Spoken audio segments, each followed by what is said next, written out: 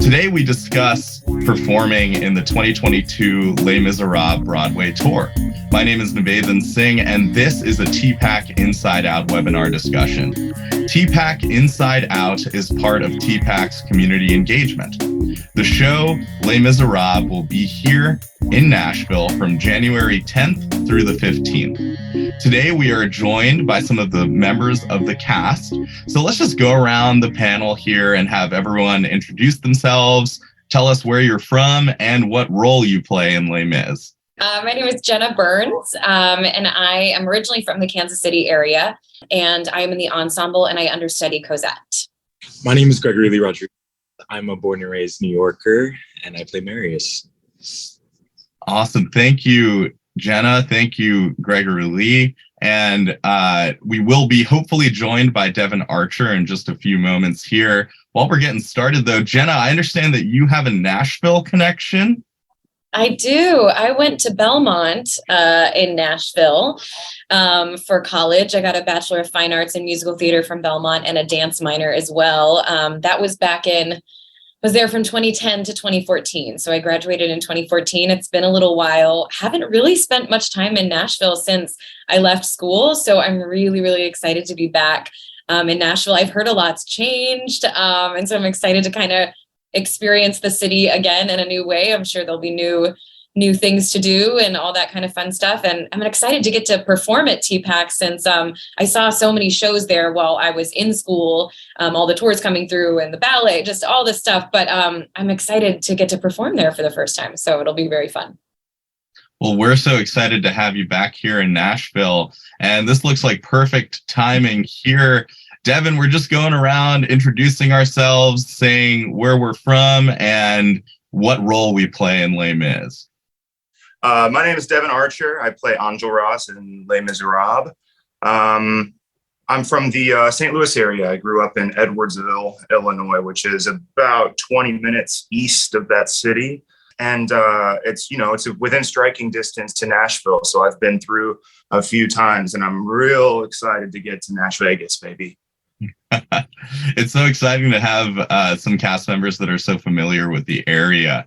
Next up, we're going to go around and why don't we start with Jenna and we'll go around the panel here. How did each of you come to be a part of this particular production? Yeah, so, pre-COVID and when this tour had been out in the past, I know that this show came to Nashville in 2017. I'd auditioned for the show a decent amount. They brought me in for a variety of different tracks and things in the past. And so it was always a show on my radar that I really wanted to do and just hadn't been the right time yet.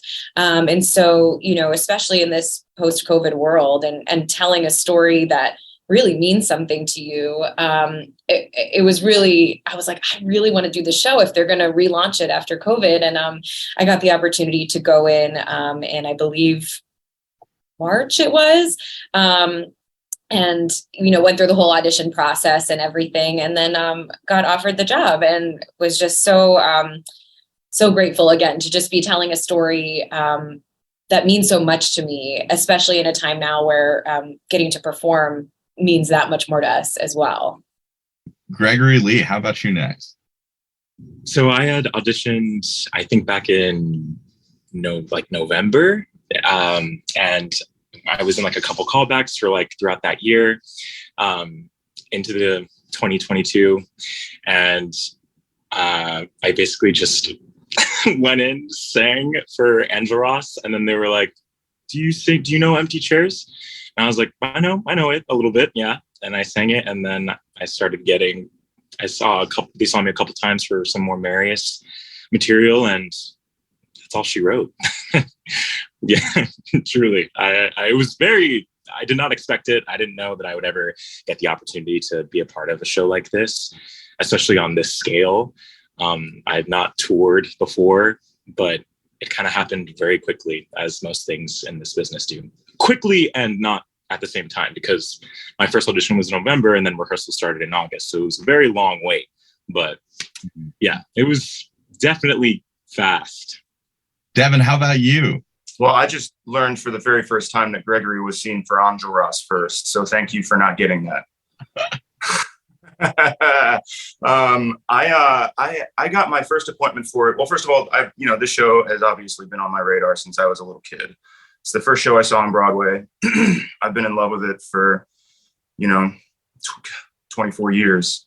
And I always wanted to play Eponine, but I guess that didn't, that was never in the cards for me. I also always dreamed that I would get to play this role, Enjolras, and do it like Gregory said, and like Jenna said, on this scale and with this brilliant company of producers. And I auditioned for the first time, I think in May, and by the end of June, I got the call that I would be in it, and it was one of the best phone calls I've ever received. This show is something that so many people in our industry are gunning for, and it just kind of seems always out of reach. Because once you get here, and once you get to be in this production in particular, that you don't want to leave it, because this show just has so much to give, and the audiences that come to see this show are always so enthusiastic, and there's just never a world where you're not having a brilliant time as an artist doing this work that's been around for so very long and still touches people globally. So that's my journey to being here. Never thought I would be sitting here talking to you about how I'm doing this, but here we are, and couldn't be happier. Well, we're so lucky to have all three of you as a part of this production. And Devin, that was a pretty good segue. Thank you for getting my memo into my next question about, I would just love to hear about your relationship to the longevity of this production. What is it like to be a part of a show that's been touring for over 40 years? It's humbling. It's humbling. And it's really to think that, thousands of artists and actors and musicians and directors and choreographers, and, even down to the people, the crew members and the local crew who we've run into people already who worked on the show in the 80s as local wardrobe folk. And it's just such a behemoth of a piece that deserves to be revered. And I think that that is exactly how I feel about it. I revere it. I have so much respect for it. And it's really cool to be able to come together as a brand new company and work with the directors, James Powell and Lawrence Connor, and even with Cameron McIntosh himself, to put my stamp on this and to interpret it in my own way, and to draw from the things I know that those who have gone before me have done, and to also try my very best to breathe myself into it and to give it new life, and make this my chapter of Enjolras. It's really thrilling, and there's a lot of responsibility and respect for the piece and for my fellow actors and for my superiors, to make sure that this lives and breathes in a very honest place of storytelling. Yeah. Jenna, Gregory, 40 years of Les Mis. How do you connect to that kind of longevity? Yeah, I mean, obviously, like Devin, I fell in love with Les Mis when I was a kid. I don't recall the first production my parents took me to, as I remember being maybe a little too young for Les Mis, but loving the music and listening to the soundtrack nonstop. And I've gotten to be a part of a couple other productions. I got to do the junior version in high school. I did actually at Belmont. We did Les Mis my junior year, and but this is the first time getting to do it in a way that it's with, like, Cameron McIntosh was, showed his face with us and gave us notes, and getting his perspective along with Lawrence and James, like Devin said, is just like crazy to think about. Like this show that I listened to when I was a kid and I saw it on Broadway, and like I never would have dreamed that I could be a part of this legacy in this long line of people who have done this show and have put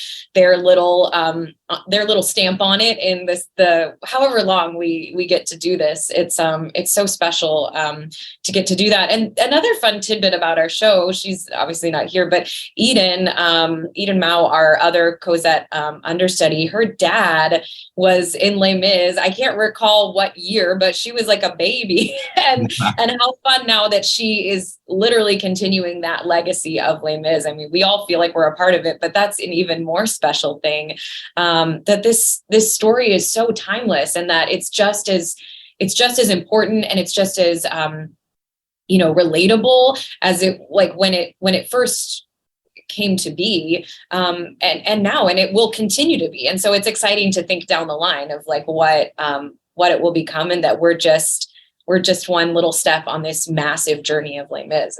It's really amazing.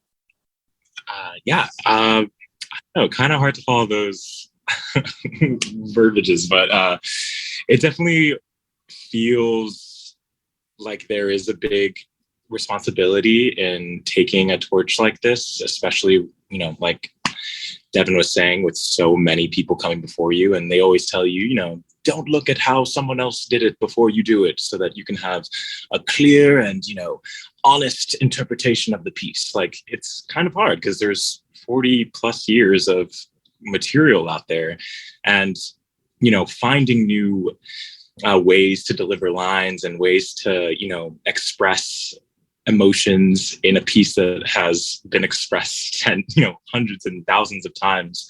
And it to what Jenna was saying, it was, I don't remember who said it. I think it might've been James, but James was saying how Les Mis completely flopped when it first, started its production, and, in France, and that when it moved to the UK, it completely exploded. And then that's how it came to the US. And it really is just a testament to what this show does have to offer. Like Jenna was saying, that it is a message that still resonates with people nowadays, especially, for me as like a person of color. Like like I said earlier, I never thought that I would ever be Marius Paul Merci, in Les Mis. And I think it's a testament to theater changing as a whole, to, the rhetorics of who can play what and where and why and when. I definitely am so grateful to be able to, like Devin was saying, put my stamp on it and carry it for a new generation, and, hopefully add to it, and hopefully see the fruits of my labor, flourish in the future, if when this show continues to go on, when I'm old and gray. I'm really glad you mentioned that. It's really beautiful to see, such a diverse cast, and, really that they've picked the best people for these roles. And I'm just so excited to see the show. You touched on a really awesome point there, Gregory. Why is this story still relevant today? Victor Hugo wrote this novel in 1862.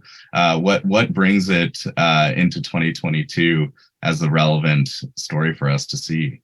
I mean, there's so many different, obviously it's a 3-hour musical. There's a very complex story, and there's a lot of different facets of things that are relatable just throughout time. Like, obviously there's the whole Eponine Marius unrequited love moment that like you relate to from, when you're 13 and like all the way, but I know for me, one of, I think the most impactful messages of this show that I think is really relevant today, honestly, in a time where cancel culture is running rampant. You think about Valjean's story of, making a mistake, right?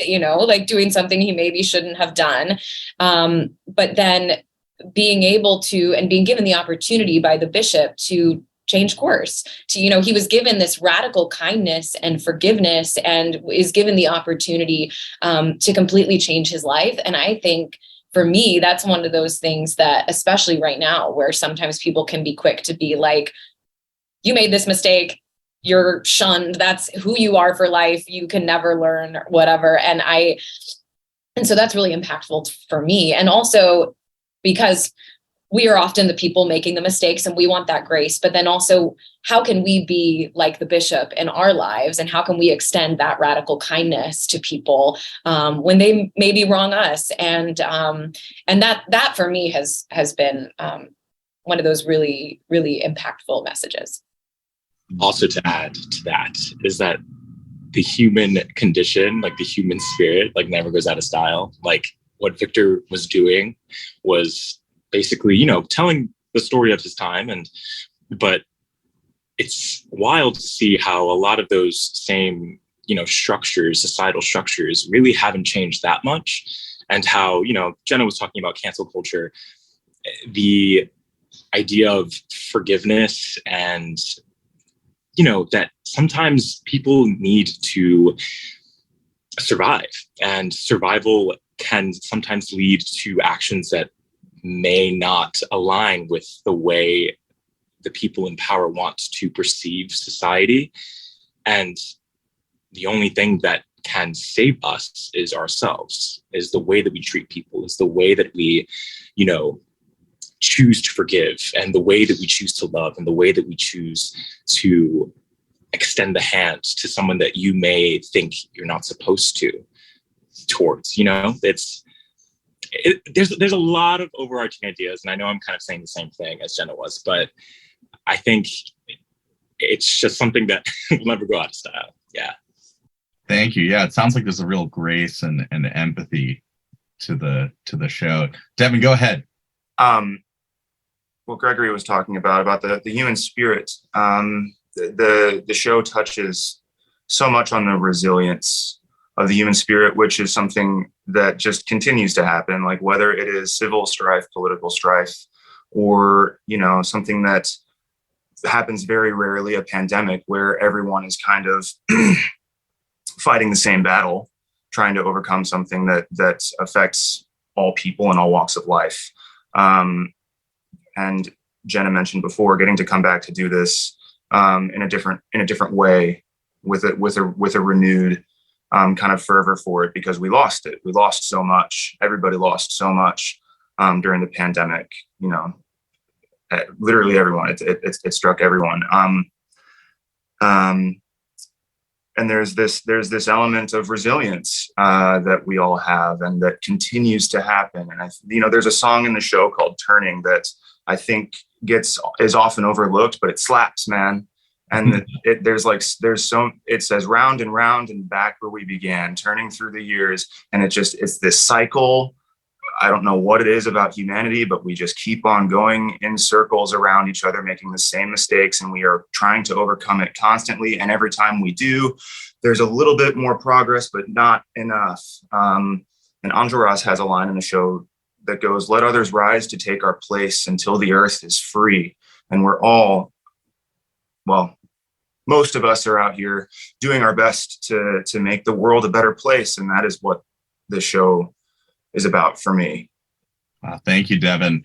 Just changing gears here for a little bit. I think we always wonder what it's like to be an actor on tour, and how do you get in the zone 8 times a week for an epic show like this? Do you have any pre-show rituals? I would love to say that our at least the female ensemble's pre-show ritual is a little more like in depth and serious. But while the boys are all on stage doing the opening section of the prologue, the convicts, the big look down moment, the ensemble ladies are dancing in the wings, which is fun and kind of hypes us up and everything. Gets your body warm though. That's one thing that I think we found. Also, in a really heavy show, honestly, I think sometimes it's nice to bring that levity sometimes. So that's a fun moment for the ladies ensemble while the boys are all, working hard out there, grunting and rowing a boat. The ladies are breaking it down backstage. So when you see the show, you'll know that that's happening in the wings to prep the ladies to go. I love that. I love that image of you all dancing in the wings while that very serious song is happening. Gregory and I share a dressing room, and we have a staring contest for a half an hour, leading up to places to really get ourselves settled. I think that the show does a lot of the heavy lifting for us in terms of getting into it. Once it starts, you're shot out of a cannon, and you don't really have much time to think about anything else except for what's happening right now. And it's so well written for an actor's spirit and a musician's spirit that it sucks me right in as much as it would suck an audience member in.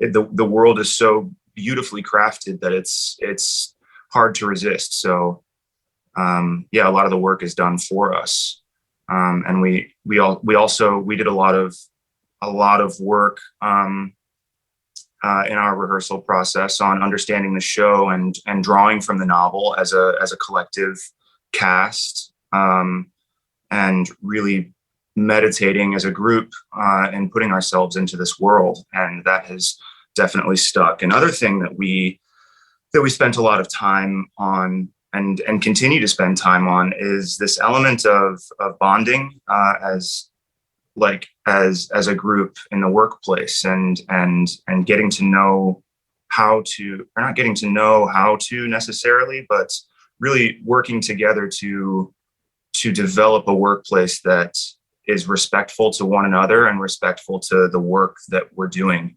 And that has paid dividends. We've spent hours as a group working on building this community here. And so it really truly feels like we are all here with the common goal of lifting this piece and really setting it free and letting it take flight.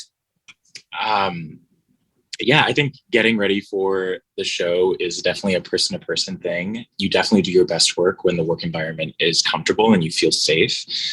So to Devin, a testament to what Devin was saying, yes, like that does help and, makes it a more safe space for you to do the craft. But everyone is different, the basics are warming up your body, warming up your voice, making sure you sleep, drinking enough liquids, whether that's water or, Pedialyte, any sort of electrolyte drink. Matthew Kroll, our Thenardier, he does a physical warm up every single time in our dressing room. I also share a room with Devin, but we also share a room with Matthew, and he's great. And he does a physical warm up every single time, does like some calisthenics and like moves his body, gets all warmed up and shapely. And, definitely for me, my personal preference, sometimes it changes. Like I'm very, consistent with warming up vocally.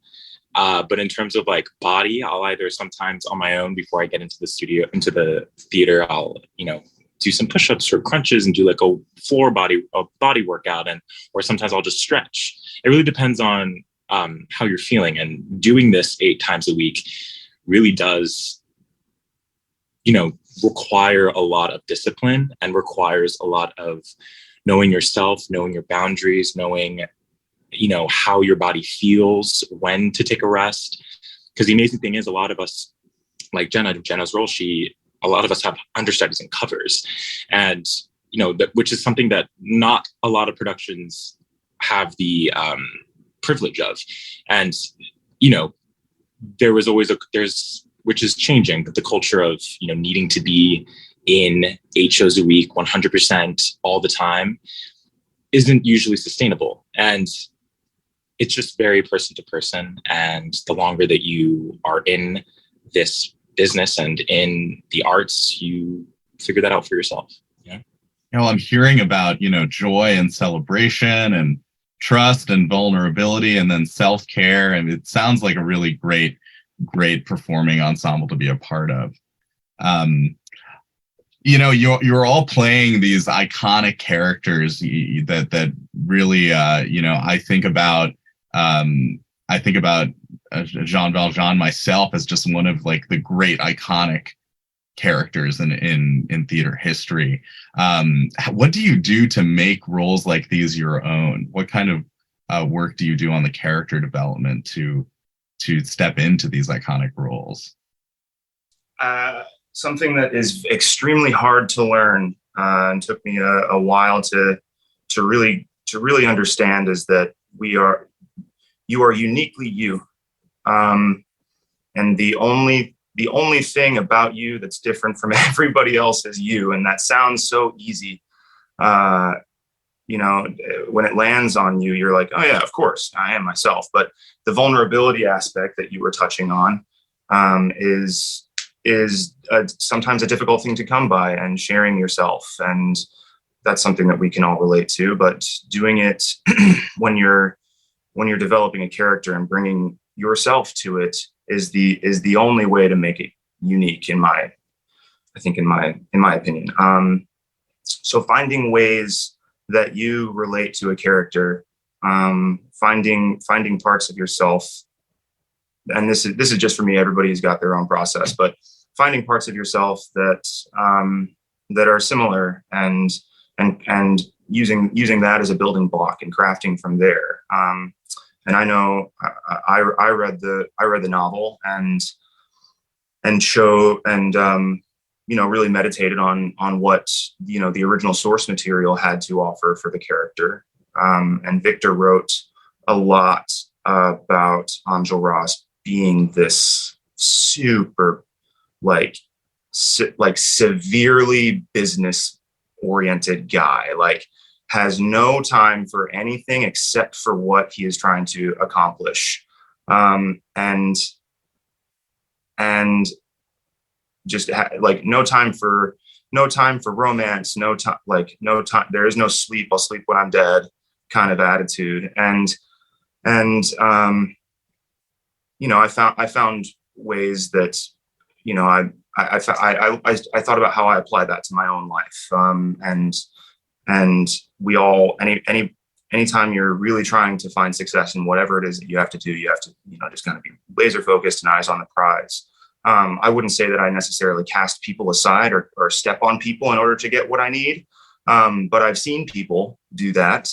And just drawing on my own experience in my own life and applying it to what I read about, and the conversations that I had with the directors, just kind of, slowly but surely crafted what we came up with, and it changes all the time.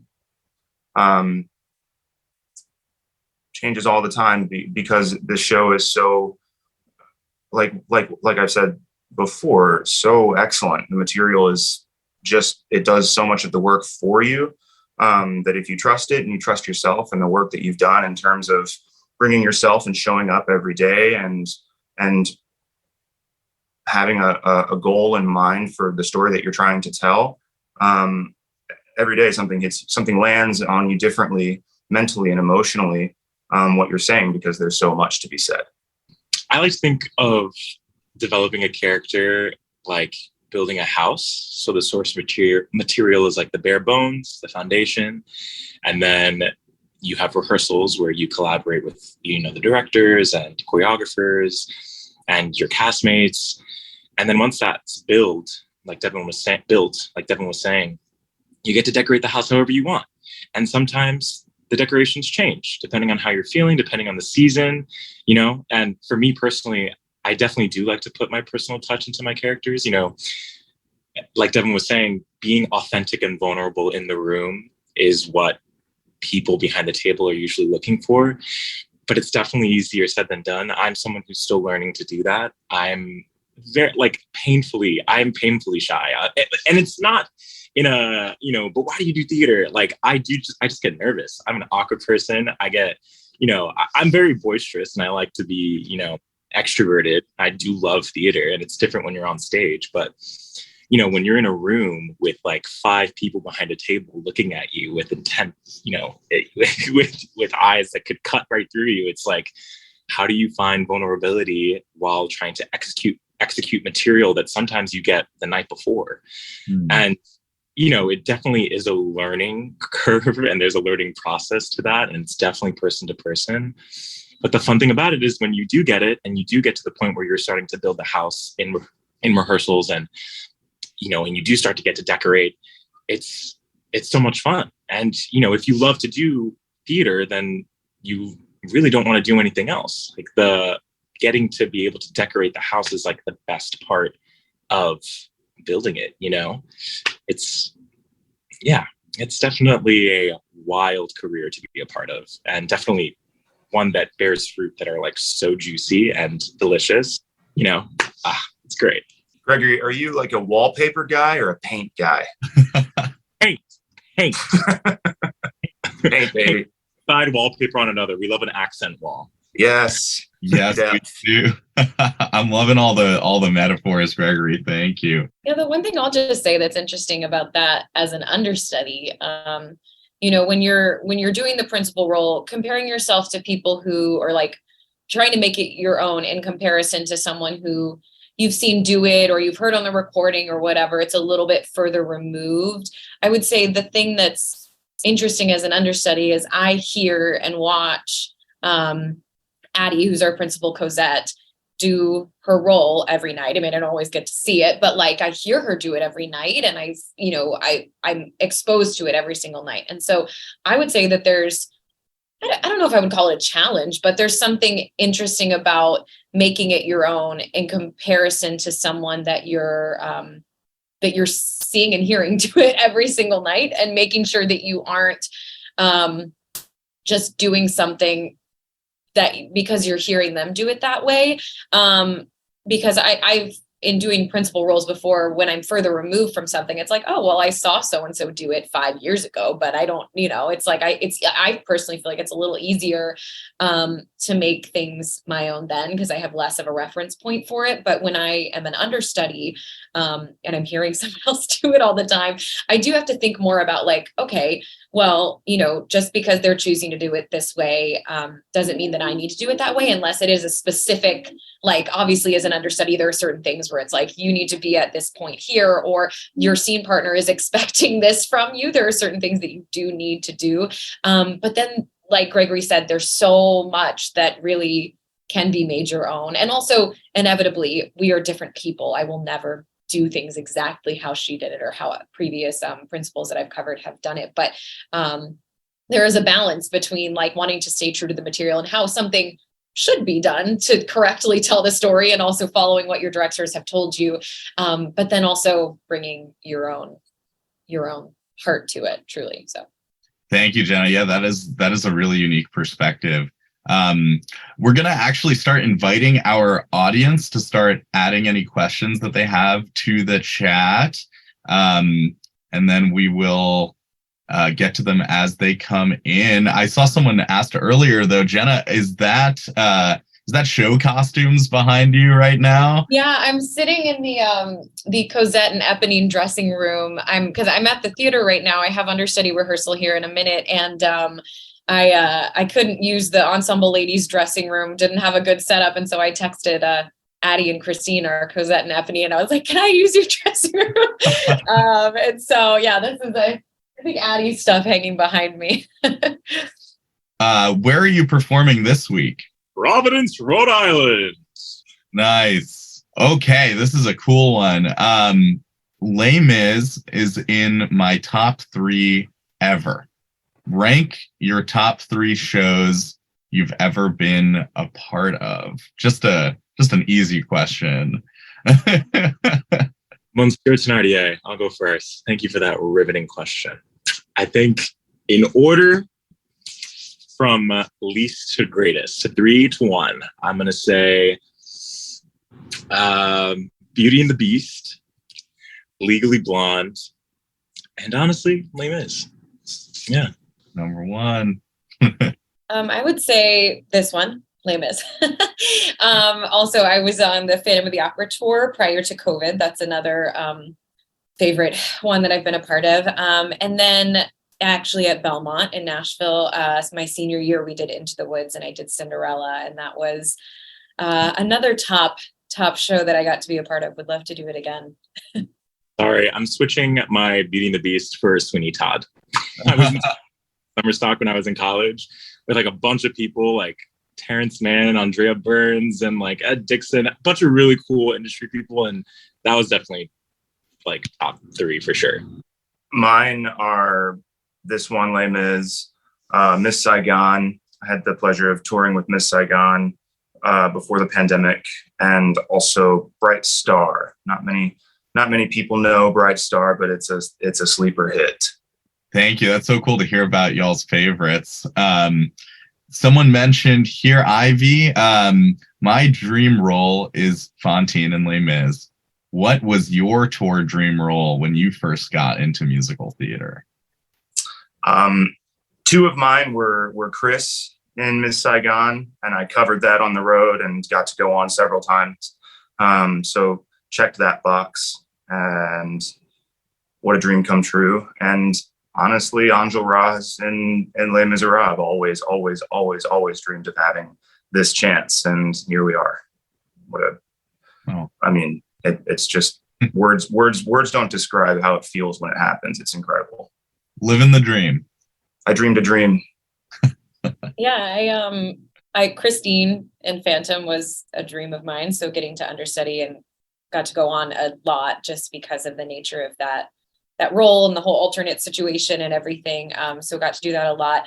And most of my dream roles are more like classic musical theater type things. Like I'd love to do Julie Jordan in Carousel, Hope and Anything Goes. I'd love to do that kind of stuff. Although recently, my biggest dream role that I've been thinking of lately that I want to do is Ellen in Miss Saigon. So Devin, we'll have to do that together sometime.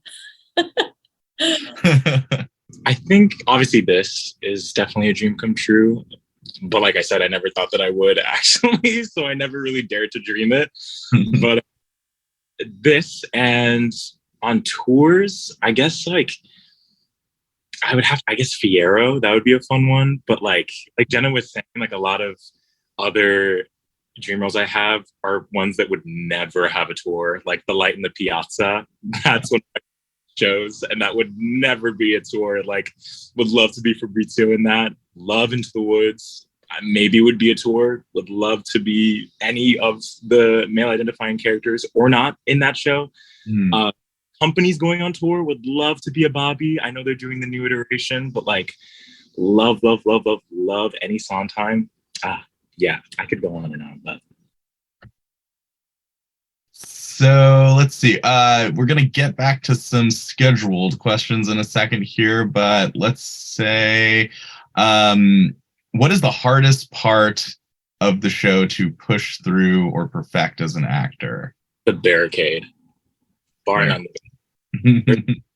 Like emotions going on at once, everyone individually, but like it's a solid like 25 minutes of just chaos. Like not chaos, but high emotional intensity. It's a lot. And to have to delve into that every single night, it definitely is for me. Like once we get through to the sewers, I'm like, all right, now like, well, that's not true because the empty chairs, I always get a little like, but yeah, that for me, the barricade for sure. Me too, Greg. Ditto. The barricade, man. Like Gregory said, it's a solid 25 minutes. You kind of start, well, sort of like, it starts like maybe 10 minutes into the second act. But for us, that's how we start our act. And it's, again, the same as the top of Act 1. You're shot out of a cannon and it goes and goes and goes and it doesn't stop. And there's so many things that are happening. It's dangerous. It's loud. It's fast. It's furious. And there's a lot that happens, crammed with plot in 20 minutes. And everybody, we have such an incredible ensemble, just company of characters that are giving every ounce of their being to making that a very, very scary place in a good way. I'll say exciting place. And it's exciting it's a thrill. It's a thrill every day to get up there and do that sequence and be part of that motor. So much happens, so much iconic music happening in 25 minutes. It's a thrill. Yeah. Yeah, I mean, I would definitely agree in terms of pushing through. I mean, obviously, these boys both have a little more heavy lifting in the barricade sequence than I do personally. But it's long, and you start the barricade in one place emotionally and you end it somewhere very different. And it's really quite the journey.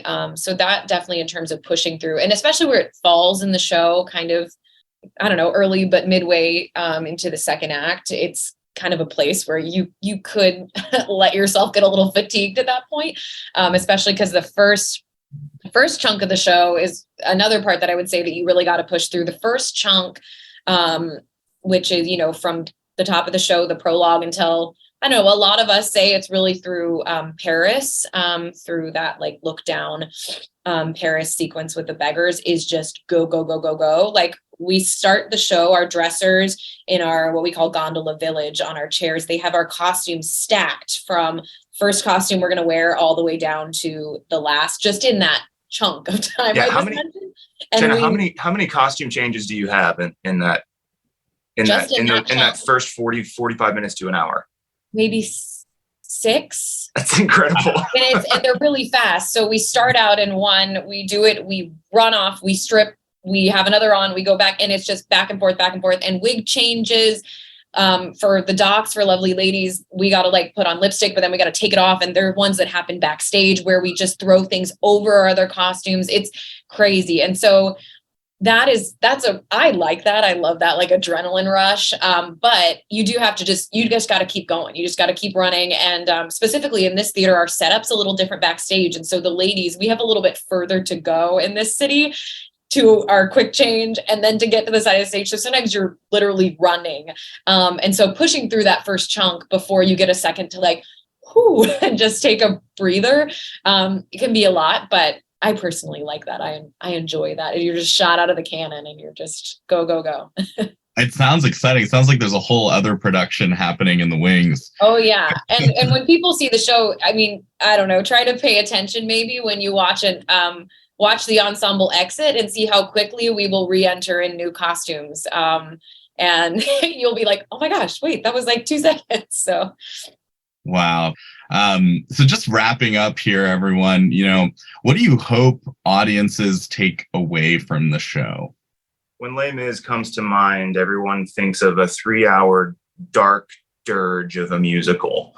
It's sad and slow and depressing, but it's the opposite of that. So, there are things that happen in the musical that are very upsetting, but it is lightning fast. It has dark elements, but the message of the show is one of, like we touched on before, this, like, the joy of the human spirit and the redemption of the human spirit in our hearts, and the incredible things that we get to accomplish in this life that affect generations to come.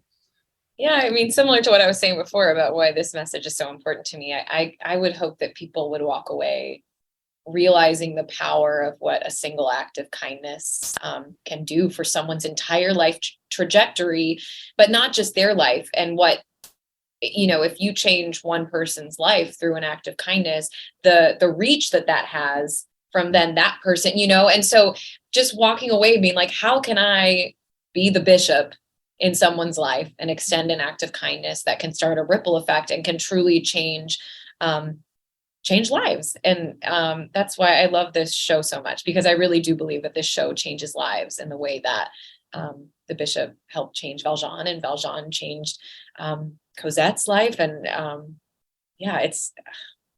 I really believe this show can change people's lives. So I hope that people walk away with that. For me, something that comes back in my brain every single time we do the show is that morality is not linear. And there are nuances to every person's way of living. And, you may not be able to empathize with someone's experience, but you can absolutely do your part to show that you care. And even if you don't, it's important to do the right thing, even when you think nobody's watching. And I think Jean Valjean is the perfect, encapsulation of that idea. And I hope people leave the show feeling and remembering that we're all in life together. And at the end of the day, it really does matter how we treat each other while we're taking up time on this earth. We truly just don't have any other chances besides the chance that we have now. And I hope people leave feeling like they matter and that their existence is poignant, and that they feel like they can affect change to not only their own personal lives, but the people around them. Thank you all so much. And I know I'm leaving this webinar feeling inspired, and thank you for being so gracious with your time. From all of us here at TPAC, Devin, Gregory Lee, Jenna, thank you. The show Les Misérables will be here in Nashville from January 10th through the 15th. Thank you all so much for joining, and have a great rest of your day. Thank you so much. Thanks, everyone. Bye.